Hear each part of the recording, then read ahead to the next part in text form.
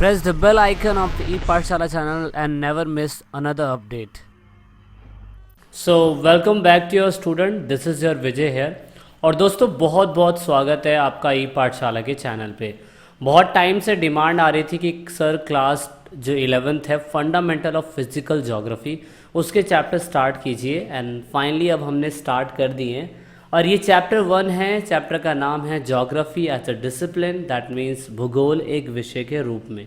आपने पहले भी ज्योग्राफी के बारे में बहुत कुछ पढ़ा होगा। आप 1st to 10th क्लास से पढ़ते आ रहे हैं और आपने 6th to 10th जितना भी पढ़ा था ज्योग्राफी के बारे में 11th क्लास की ज्योग्राफी में उससे कई ज़्यादा डिटेल में बताया गया है। इस पहले चैप्टर में अच्छे तरीके से बताने की कोशिश करी गई है कि ज्योग्राफी जो एक विषय के रूप में बनाया गया है उसका इस्तेमाल सही मायने में बहुत जगह पर होता है। मतलब आप कह सकते हैं कि आप फिज़िकल ज्योग्राफी का मतलब हो गया कि आप अर्थ पे रह रहे हैं तो उससे रिलेटेड जितनी भी बातें होती हैं सब ज्योग्राफी के अंदर आती है। ठीक है, तो ये वीडियो का पहला पार्ट है। वीडियो के इस चैप्टर के 2 पार्ट आने वाले हैं और ये चैप्टर जो है बहुत ज़्यादा इम्पॉर्टेंट तो मैं नहीं कहूँगा, लेकिन बस ये है कि चैप्टर जो है इम्पॉर्टेंट वो बस इस लेवल पे हो सकता है कि आपको ज्योग्राफी के मायने समझ में आ सके कि ज्योग्राफी के भी टाइप होते हैं और अगर ज्योग्राफी को एक चैप्टर या एक सब्जेक्ट के रूप में बनाया गया है तो क्यों बनाया गया है या उसकी स्टडी कैसे करनी चाहिए। पूरे चैप्टर के अंदर आप पढ़ने की कोशिश करेंगे कि ज्योग्राफी जो है ये कैसे और दूसरे पहलुओं को जोड़ती है और साथ साथ में इसमें आपको फिज़िकल ज्योग्राफी के इम्पोर्टेंस और साथ में उसके सभी ब्रांचेस के बारे में पता चलेगा। ब्रांचेस इट मीन्स कि अगर फिज़िकल ज्योग्राफी जो है एक फंडामेंटल फिज़िकल ज्योग्राफी एक पार्ट है तो उसकी और कितनी ब्रांचेस हो सकती है। ब्रांचेस मतलब उसके पार्ट्स और कितने हो सकते हैं। पूरा एक्सप्लेनेशन तो नहीं होगा इस चैप्टर में, लेकिन जहाँ तक सीमित होगा वो मैं आपको बताने की कोशिश करूँगा। तो सबसे पहले ज्योग्राफी बेसिकली 2 टाइप है। जैसे आप फिजिकल ज्योग्राफी और आप कहते हैं उसे ह्यूमन ज्योग्राफी, दोनों ही टाइप में ज्योग्राफी इस्तेमाल की जाती है। क्लास 11th के अंदर आप फिजिकल ज्योग्राफी के बारे में पढ़ेंगे। फिजिकल ज्योग्राफी का मतलब होता है कि जो भी स्टडी हो रही है फिजियोग्राफी लेवल पे हो रही है। मतलब पृथ्वी पे होने वाले जितने भी जीव जंतु या पृथ्वी पे जो भी अस्तित्व है वो सब फिजिकल ज्योग्राफी के अंदर आता है। क्लास 12th में दोस्तों जब आप जाएंगे तो आप मानव भूगोल के बारे में पढ़ेंगे और आप ये जानने की कोशिश करें कि मानव से रिलेटेड जितने भी रिलेशन होते हैं उसका चाहे इन्वायरमेंट में हो, चाहे सोशो कल्चर हो और चाहे वो किसी भी बेसिस पे अगर उसका रिलेशन मानव से जुड़ रहा है और अगर वो अर्थ पे रह रहा है तो वो भी एक सब्जेक्ट के रूप में बन जाएगा। एग्जाम्पल के लिए मैं आपको ये समझाने की ऐसे कोशिश करता हूँ। जैसे फिजिकल ज्योग्राफी में हम ज़मीन से रिलेटेड यानी कि ज़मीन है, पानी है, मिट्टी है, वातावरण है, पेड़ पौधे हैं, उसके अंदर रहने वाले जीव जंतु हैं, ये सारी स्टडी फिजिकल ज्योग्राफी के अंदर आती है और फिजिकल ज्योग्राफी में इन्हीं के ही अलग अलग ब्रांचेस को बना दिया गया है। जैसे मान लीजिए कि अगर आप पानी के बारे में पढ़ रहे हैं तो आप हाइड्रोलॉजी पढ़ेंगे। अगर आप क्या कहते हैं जानवरों के बारे में पढ़ रहे हैं तो आप बायोलॉजी या बायोग्राफी जो है वो पढ़ेंगे। तो ऐसे क्लाइमेटोलॉजी मतलब हर किसी के अलग अलग सब्जेक्ट बना दिए गए थे। और ऐसे ही ह्यूमन ज्योग्राफी अगर आप पढ़ रहे हैं तो उसमें आप उनके कल्चर के बारे में, उनके रहन सहन के बारे में, वो किस टाइप की बातें करते हैं, क्या क्या चीज़ें उगाते हैं, उनकी व्यवस्था कैसी, उनकी मतलब सारी चीज़ें चलती कैसे है ना। तो ये सब और छोर मैंने कोशिश करी बताने की।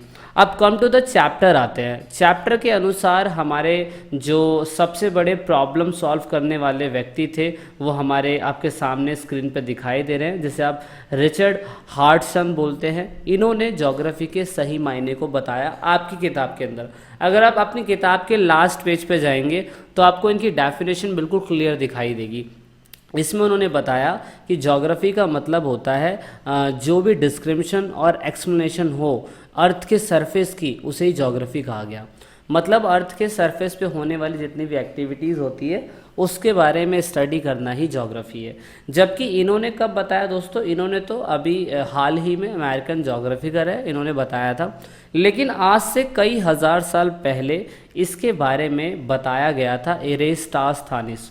मतलब सॉरी अगर मैं इनका नाम ढंग से नहीं ले पा रहा हूँ, लेकिन आप जैसे भी इसे प्रोनाउंस करते हैं, लेकिन ये व्यक्ति बहुत इंपॉर्टेंट थे जिन्होंने ज्योग्राफी के मीनिंग को बहुत ही छोटे शब्दों में एक्सप्लेन करने की कोशिश करी थी। और वो भी कब दोस्तों, वो 276 BC से 144 149 BC के टाइम पीरियड में इनका जन्म में मृत्यु हुई थी। और इसी के टाइम पीरियड ने इरेटोस्थानीज ने जो है मतलब उन्होंने ज्योग्राफी के वर्णन को यानी कि ज्योग्राफी के शब्द को बता दिया।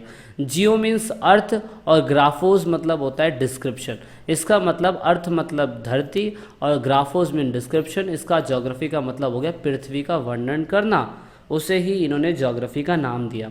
अब दोस्तों अगर पृथ्वी का वर्णन कर रहे हैं तो पृथ्वी के अंदर तो पता नहीं कितनी सारी चीज़ें, समझ रहे हैं, मतलब वहाँ की अर्थव्यवस्था कैसी है, वहाँ का इतिहास कैसा है, वहाँ पे कैसे लोग रहते हैं, वहाँ पे कैसे जीव जंतु, मिट्टी, जलवायु, बाजार की मांग, या बहुत सारी चीज़ें हो गई जो इसमें डिस्क्रिप्शन में आती है ना। तो इसीलिए ऐसा कहा गया है कि ज्योग्राफी एक सब्जेक्ट के रूप में इसीलिए आया क्योंकि दोस्तों इसका रिलेशन अर्थ से है, डायरेक्टली अर्थ के वर्णन से है, अर्थ के डिस्क्रिप्शन से। और अर्थ पे जितनी भी मतलब हरकतें हो रही हैं, जितनी भी क्या कहते हैं मैं बोल सकता हूँ मतलब एक्टिविटीज़ हो रही हैं, वो सारी की सारी भूगोल यानी कि ज्योग्राफी यानी कि फिजिकल ज्योग्राफी में आती है। ठीक है, तो यानी कि दिमाग में एक क्वेश्चन यही आता है भूगोल के जो भी मेकर्स हैं या उनका जो कंसर्न रहता है, उनकी जो चिंता रहती है वो यही रहती है कि अगर भूगोल है तो भूगोल का रिलेशन हमारे से क्यों है, वो हमारे से कैसे रिलेशन में आया, कहाँ से आया और क्यों आया। इसका क्वेश्चन हमेशा उनके दिमाग के अंदर रेज होता रहता है। और एक वैज्ञानिक विषय के रूप में अगर भूगोल को देखा जाए तो यही है। जैसे क्वेश्चन के लिए मैं बता देता हूँ, वट का मतलब दोस्तों यही होता है। वट का मतलब क्या होता है और क्या का मतलब ये होगा कि अगर धरातल पे पाए जाने वाले जितने भी, मैं बोल सकता हूँ कि हमारे सरफेस, अर्थ के सरफेस पे पाए जाने वाले जितने भी प्राकृतिक यानी कि नेचुरल और सांस्कृतिक यानी कि कल्चर जो आइडेंटिफिकेशन पैटर्न पाए जाते हैं वो कैसे हैं, वो क्या है, मतलब आप कैसे पता कर पाएंगे कि नेचुरल पैटर्न है या कल्चरल पैटर्न है ना।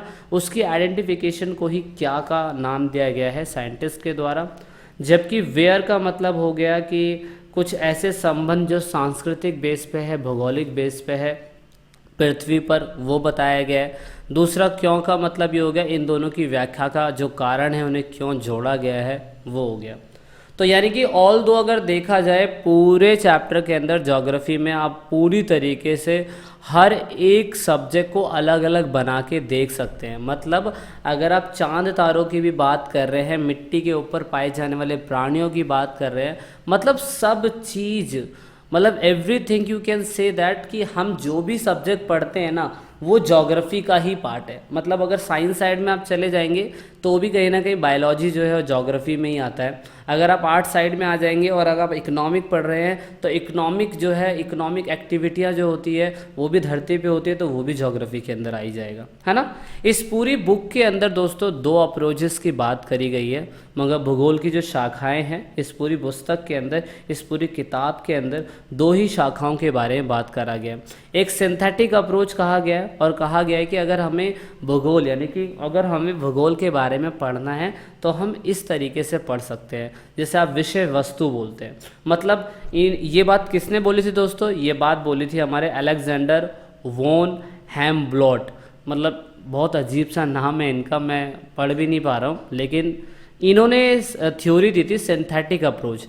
इन्होंने बताया था कि हमें ज्योग्राफी अगर पढ़नी है, अगर ज्योग्राफी के एक एक हिस्से को डिस्क्राइब करना है तो हमें करना पड़ेगा, क्या करना पड़ेगा, a phenomenon is study world over as a whole and then identify a typologist of span pattern is done. मतलब पहले विश्व स्तर को, अगर पूरे वर्ल्ड को देखें हम, तो हमें पहले पूरे वर्ल्ड का क्या कहते हैं मैं बोल सकता हूँ स्टडी करनी चाहिए और बाद में हमें उनका रीजन बांट देना चाहिए। मतलब रीजन दैट मीन्स अलग अलग जो उनके डिपार्टमेंट्स होते हैं उनको बांट देना चाहिए। मतलब एग्जांपल के लिए मान लीजिए कि अगर आप डायनासोर के बारे में पढ़ रहे हैं तो डायनासोर के बारे में पहले आप पूरी तरीके से वर्ल्ड में जानेंगे कि डायनासोर की उस मतलब डायनासोर कहाँ पे आए थे, कैसे आए थे, उनकी कहाँ कहाँ पे किस किस कॉन्टिनेंट पे पाए गए थे वो लोग, वो स्टडी करेंगे, देन बाद में आप उन्हीं एरियाज़ को डिवाइड कर देंगे। ये बताया गया था सिंथेटिक अप्रोच के द्वारा ज्योग्राफी को पढ़ने के लिए। जबकि रीजनल अप्रोच क्या बताया गया था, रीजनल अप्रोच को ये बताया गया था कि आप किसी एक कॉन्टिनेंट को लीजिए और एक कॉन्टिनेंट को स्टडी करने के बाद आप उसी के कॉन्टिनेंट के छोटे छोटे हिस्से कर दीजिए, जिससे क्या होगा, आपको उसी कॉन्टिनेंट पे सारे के सारे उससे रिलेटेड जो भी इंफॉर्मेशन होगी वो मिल जाएगी, जिसे रीजनल अप्रोच के नाम से जाना गया था। और इसे कार्ल रिटल जो है इन्होंने बताया था। कार्ल रिटल जो है इन्होंने अच्छी तरीके से बताया कि इस तरीके से आप अध्ययन कर सकते हैं। तो दोस्तों ये जो दो स्टडी बात करी गई है इस बुक के अंदर वो बहुत इंपॉर्टेंट है और यही पेपर के अंदर आती है कि इन दोनों की सोच क्या है। तो दोस्तों बस आपसे मैं कहना चाहता हूँ, ये वीडियो का पहला पार्ट है, दूसरा पार्ट जल्द ही आएगा। उसमें हम रीजनल अप्रोच और आपके जो दूसरा अप्रोच जो है सिस्टमैटिक अप्रोच, वो दोनों के दोनों हम डीपली जानने की कोशिश करेंगे कि उसमें क्या बात की गई है। अभी के लिए इतना ही है इस वीडियो के अंदर, and let's meet in the second part of this chapter. So this is it in this video. तो लास्ट में दोस्तों अगर आप वीडियो को देख रहे हैं और ई पाठशाला चैनल के आप सब्सक्राइबर हैं या नए सब्सक्राइबर हैं, तो ईट पाठशाला की टीम से आप सभी को यही रिक्वेस्ट है कि आप इन सभी वीडियो को अपने दोस्तों के साथ शेयर ज़रूर करें और कोशिश करें कि आप दूसरों को शेयर करवाने के लिए बोलें, क्योंकि आप जितना वीडियो को शेयर करेंगे उतना ही हम और लोगों की मदद कर पाएंगे, क्योंकि पढ़ेगा इंडिया जब भी बढ़ेगा इंडिया। तो वीडियो के लास्ट में वीडियो को एंड तक देखने के लिए, चैनल को सपोर्ट करने के लिए बहुत बहुत धन्यवाद। जय हिंद, जय भारत।